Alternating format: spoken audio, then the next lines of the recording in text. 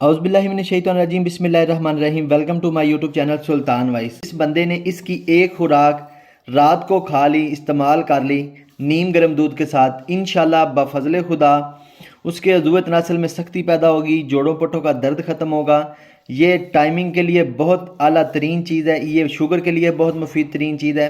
اس سے گینٹھیے کا درد، پیٹ کا فیٹ، کولیسٹرول، شوگر کے لیے بہت مفید ترین ہے۔ گرمی ہو یا سردی آپ اس کا استعمال کر سکتے ہیں، اس کا کوئی مسئلہ نہیں ہوتا۔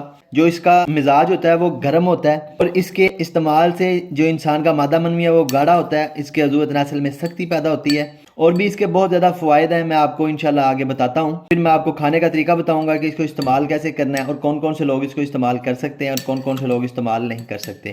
سب سے پہلے ہم ہون دستہ لیں گے، اس میں ہم 2 چمچ السی کے ڈالیں گے اور اس کو اچھی طرح پیسیں گے۔ یہ دیکھیں ہم نے اس کو پیس لیا، آپ نے اس کو اسی طرح پیسنا ہے، مثل سرما آپ نے کر لینا ہے۔ اب ہم اسے نکال لیں گے۔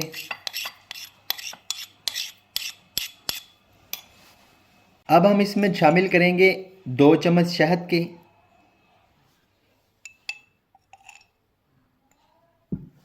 اور اس کو ہم مکس کر لیں گے۔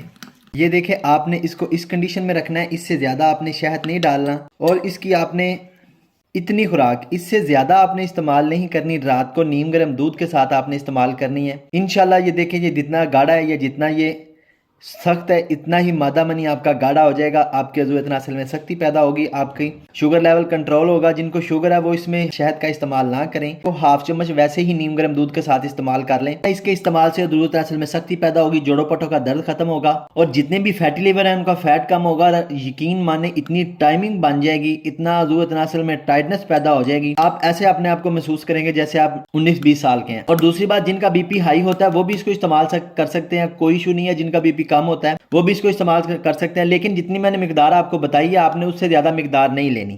اگر آپ کو یہ میری ویڈیو پسند آئی تو کائنڈلی میرے چینل کو سبسکرائب کر دیں، اپنے دوستوں کے ساتھ شیئر کر دیں۔ السلام علیکم۔